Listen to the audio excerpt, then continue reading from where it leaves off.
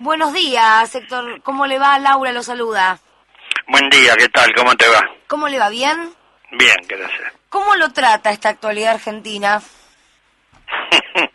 Como al resto de los argentinos, ¿no? Sí. Con mucha preocupación por el rumbo que está tomando la política económica, que está produciendo un grave daño social, ¿no?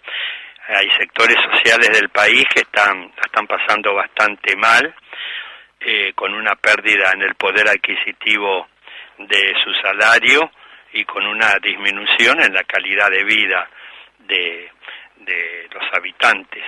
Fíjese usted que en el año 2015, diciembre del año 2015, un trabajador destinaba el 6% de su salario mínimo para pagar las tarifas de energía eléctrica, gas natural, agua potable y transporte público de pasajeros. Claro. Hoy necesita más del 21% de ese salario mínimo.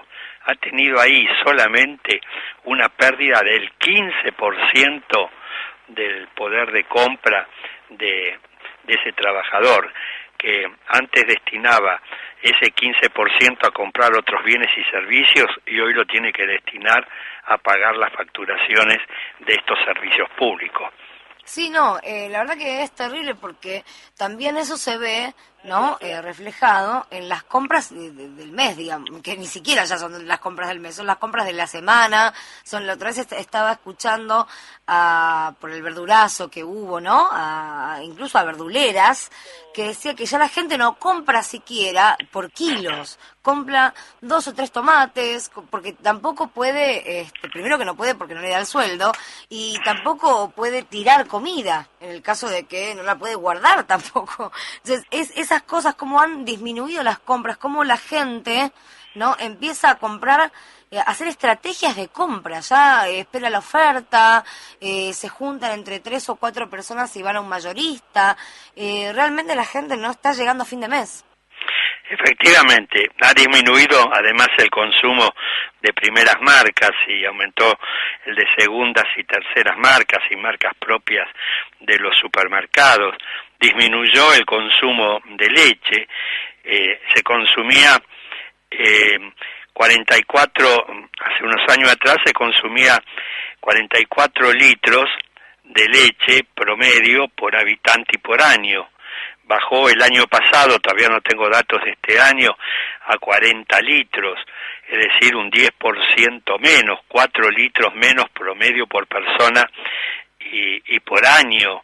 Y esto afecta fundamentalmente el desarrollo intelectual y mental de los niños, que necesitan de consumir leche en cantidad necesaria para tener un buen desarrollo intelectual. Ha disminuido, pues fíjese usted que se ha llegado al trueque de medicamentos. Los otros días lo he leído en la localidad de La Ferrere, provincia de Buenos Aires, en el Gran Buenos Aires, el trueque en medicamentos.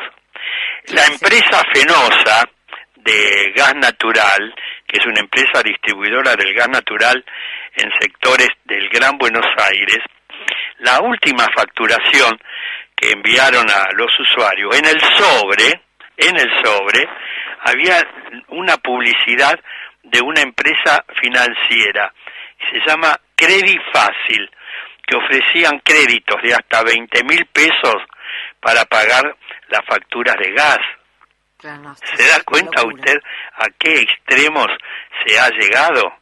A raíz de las denuncias que yo hice públicamente, el ENARGAS sacó una resolución prohibiéndole a la empresa facilitar a esa financiera efectuar esa publicidad en los sobres donde mandan la facturación de gas. Pero el hecho de que en el sobre donde va la facturación del gas esté la publicidad de una financiera ofreciendo créditos para pagar esa factura,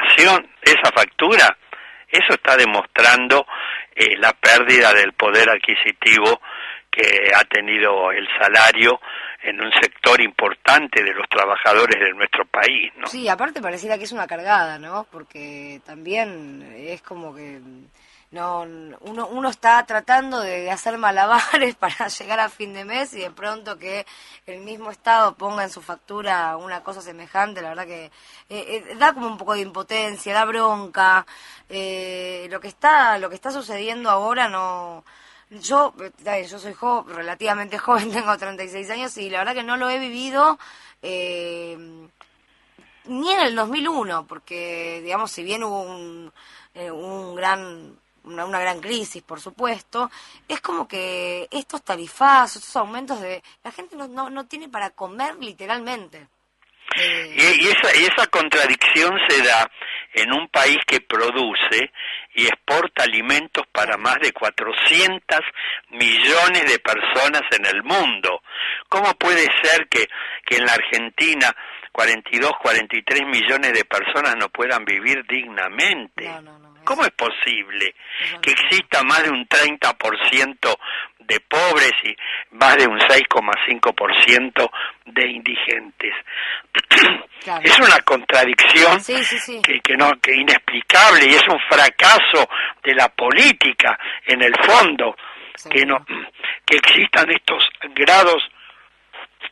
Discúlpeme que estoy con una afonía muy fuerte. No, por favor. Que exista esta contradicción en uno de los países más ricos de la tierra. Totalmente. Porque la Argentina no es un país pobre, es un país empobrecido, sí. Pero es un país enormemente rico, tiene las enormes riquezas de la pampa húmeda, tiene petróleo, tiene minerales, produce alimentos, como les dije antes, para 400 millones de personas en el mundo. ¿Cómo es posible que en la Argentina existan millones de argentinos que no tengan para comer?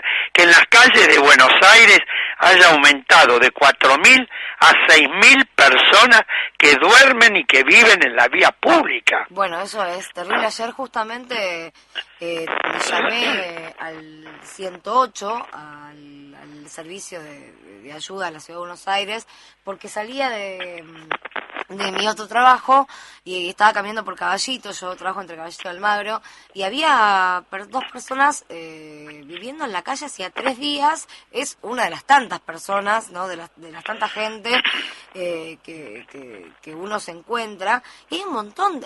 Hoy me enteré que 7 personas fallecieron en este invierno por el frío, que viven en la calle. Realmente es desalentador lo que está viviendo Argentina en la actualidad.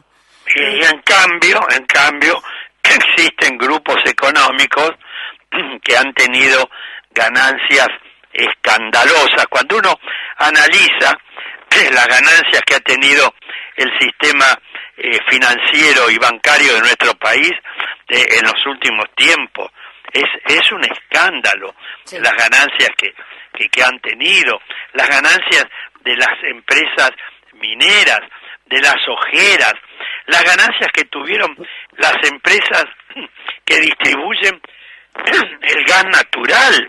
Por ejemplo, Camusi Gas Pampeana ganó el año pasado 902 millones de pesos, Gasban 542 millones de pesos, Metrogas, que la empresa distribuidora del gas más importante que hay en el país, ganó el año pasado 1.031 millones de pesos, Ecogas 574 millones de pesos, Transportadora Gas del Sur 1.818 millones de pesos.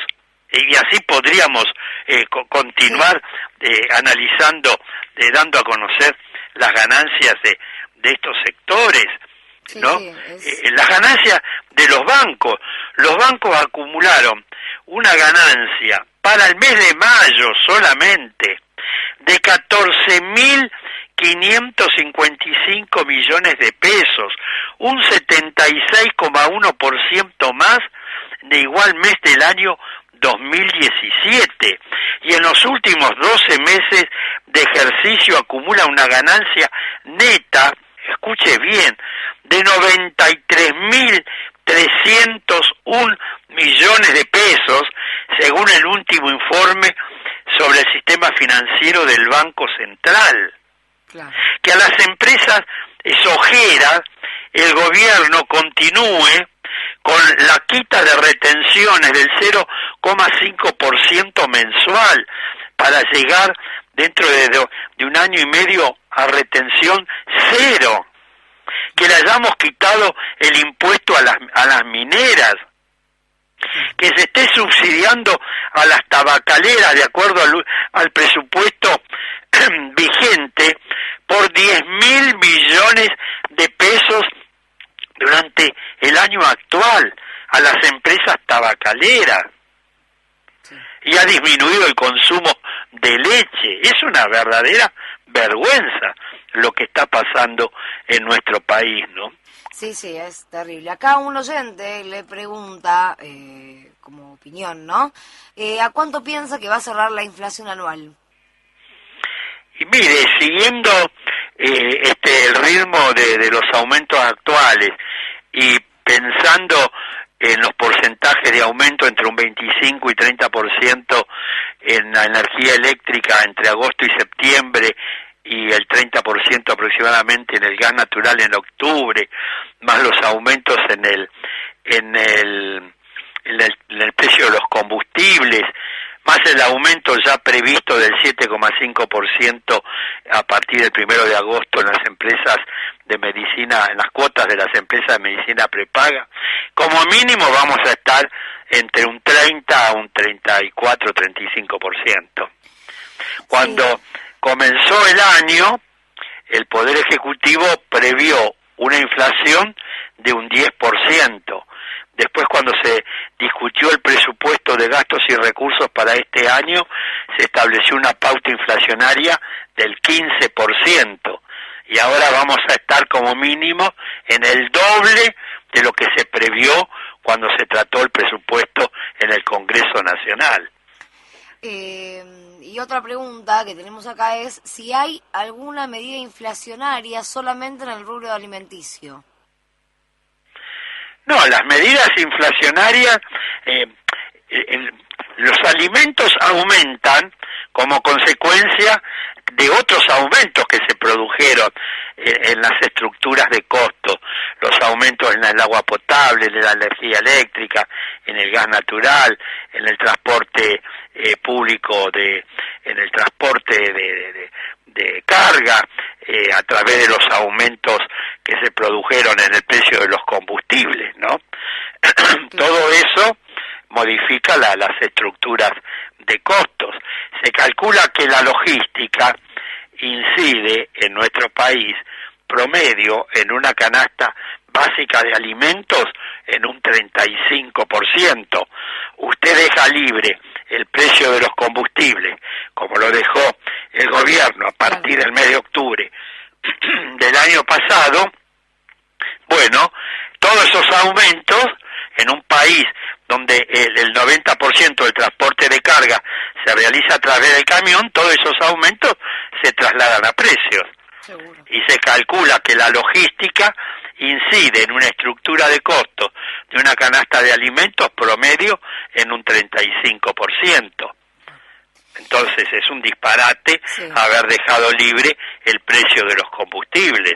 Sí, siempre, bueno, lo que se dice popularmente es que los amigos hay que mantenerlos contentos, y cuando se abrió, ¿no? Cuando se desregularizó ya, ¿no? Los precios fijados de los combustibles, se hablaba de que, bueno, el gobierno actúa para amigos y no para el pueblo.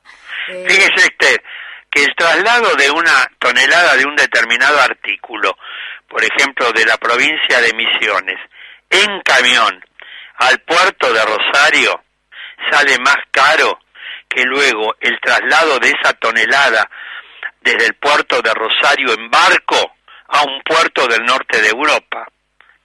Eso le indica la importancia que tiene el transporte de carga en el precio final de los productos. Seguro. De la canasta de alimentos, Seguro, seguro. porque se ha destruido en este país el transporte ferroviario de carga.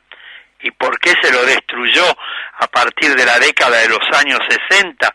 Por las presiones, por la influencia que ejercieron las empresas petroleras para poder vender mayor cantidad de combustibles a través del camión.